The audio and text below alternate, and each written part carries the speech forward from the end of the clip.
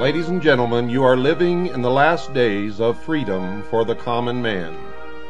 So many people tell me that they are just one person and that there is nothing that they can do, that everything is lost, and all they can do is wait and see what happens.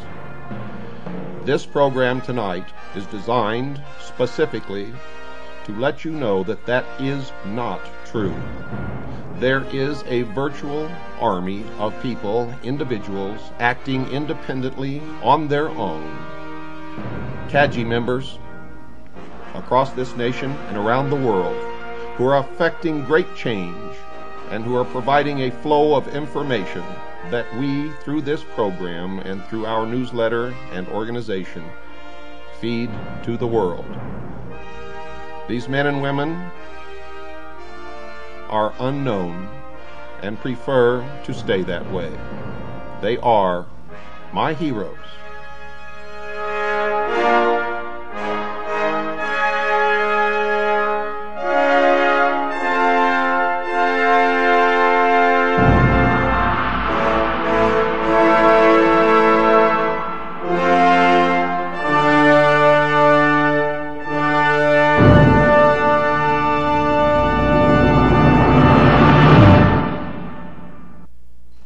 Ladies and gentlemen, I'm proud to have as my special guest today William Morgan, who is one of the members of the Citizens Agency for Joint Intelligence and has been for some time. Now, that's all that we can tell you about his identity.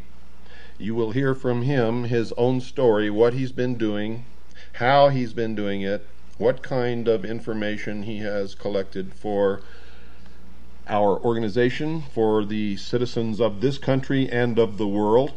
And we're going to talk about, well, I guess you just have to call it undercover operation. This man has been undercover for the Citizens Agency for Joint Intelligence, and I remember several episodes of the show before, sometime during the series that we call the Mystery Schools, which we've done, I believe, 19 hours of broadcasting covering that subject. I told you that we had infiltrated the lodge, the Mystery Schools, Mystery Babylon. In fact, we have not only infiltrated it once, but many times in this country and in lodges around the world.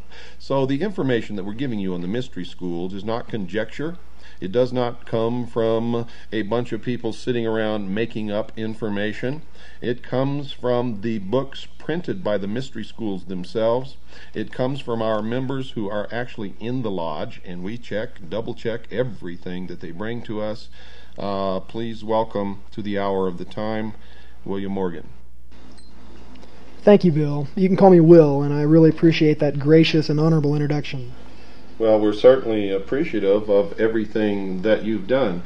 Tell us, Will, how long have you been associated with the Mystery Schools? For over 2 years now. I became a Mason in June of 1991. And what happened? I mean, how did you ever even know about Freemasonry?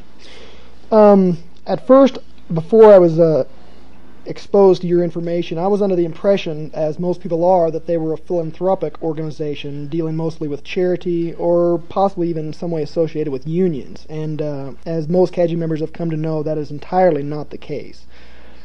Did you have friends who were Freemasons? Yes, I worked with somebody who was a Freemason, and I've come to find out that that is usually the most common way that a person is exposed to the craft as they call it. So they call it the craft amongst themselves. This is not something that the public is normally aware. What does the craft mean? What does that term mean?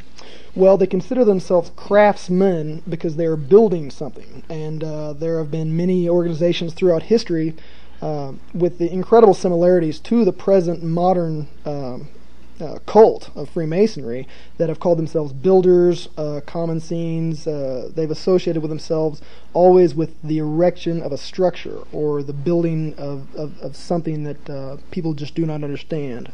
We've come to understand that what they are erecting is the New World Order, and they've been working on it for thousands and thousands of years.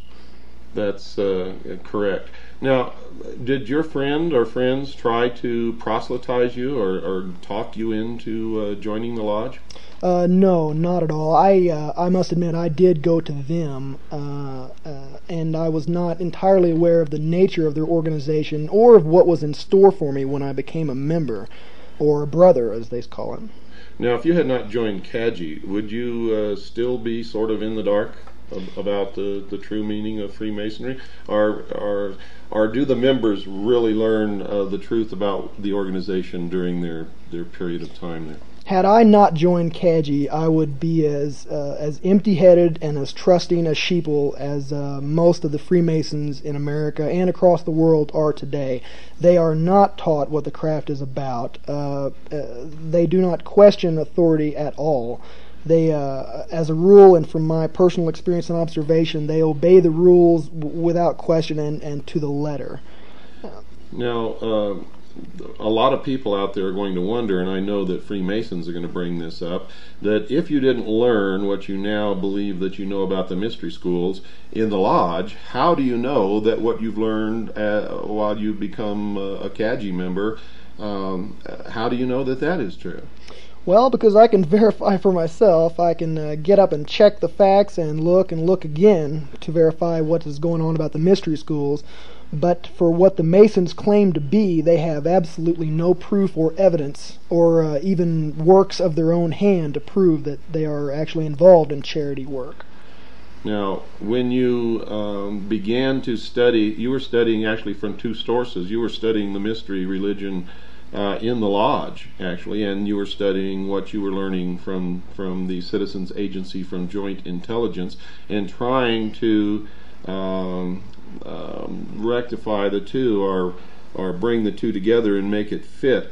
When did you finally decide that what you were learning in the lodge was really a deception? The absolute clincher for me, what absolutely decided for me beyond a shadow of a doubt, and yes, I had my suspicions since I had very first become a member. You don't take blood oaths, kneeling before an altar, swearing yourself to secrecy for all time without without the group that you're becoming a member of being suspect. But you did take these blood oaths. Yes, sir. I took all of them, and there were many. And so by the time you reached the degree level that you are at now, you've taken approximately how many oaths? I don't even recollect. I know that there were over 24 oaths before you can even become a master mason in a Blue Lodge of Freemasonry, which is a bit like primary school for Freemasons. The Blue Lodge is where they are brought in as new members from off the street, and most men who are involved in Masonry for their lifetimes consider the Blue Lodge to be the heart and soul of Masonry, because that is where it all begins and that is where it all grows from. But isn't it true that many Masons never advance beyond the third degree and remain in the Blue Lodge forever? That is absolutely true. Whether or not they do not choose to go forth, or whether they're totally unaware that there is anywhere to go, is up to personally the Mason that's involved. But many of them stay right where they're at and seem to be content with what they have. So these master masons who claim that they know everything about Freemasonry and that they've been a master mason for 20 years, do they really know anything? They know absolutely nothing. They have been completely deceived from the very first day they entered the lodge. They have been lied to regularly about the nature of the craft, the work of the craft, and the charity of the craft. My own lodge that I'm a member of considers its charity work for the entire last year to be the donation of $100, which is a little more than the dues yearly for 3 members. They gave $100 to a needy family, and through these very, very shallow and superficial acts, they consider themselves to be one of the greatest charity and brotherhood organizations ever to walk the face of the earth. A recent thorough investigation of the Shriners who have literally made their reputation upon the fact that they contribute tremendous amounts of money to charity. But the investigation disclosed that of all the money they take in, less than 3% actually goes to any charity. Were you aware of that? No, actually I was not. I'm not a member of the Shrine, but I have been exposed